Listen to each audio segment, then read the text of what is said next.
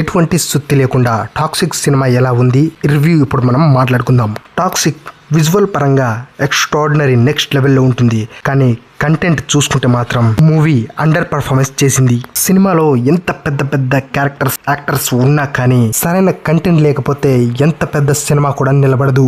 సినిమాకు సంబంధించి production values ఎక్కడా తగ్గలేదు. ప్రొడక్షన్ వాల్యూస్ ఎక్కడా తగ్గకుండా రాజీ పడకుండా చాలా హై అండ్ రిచ్ గా చూపెట్టారు. హీరో యష్ పర్ఫార్మెన్స్ చూసుకుంటే సిమిలర్ గా కేజీఎఫ్ మూవీ చూసిన ఫీలింగే కలుగుతుంది, కానీ ఎక్కడ రాజీ పడకుండా తన నటన తోటి ఆకట్టుకున్నాడు. ఎంతో ఎక్స్పెక్టేషన్ తోటి పోయిన ఆడియన్స్ కి ఖచ్చితంగా యష్ తన పర్ఫార్మెన్స్ తోటి ఎంతో కొంత ఊరటిచ్చినా కానీ కంటెంట్ వీక్ ఉండడం వల్ల సినిమా చూస్తున్నంత సేపు బోరింగ్ ఫీలింగే కలుగుతుంది.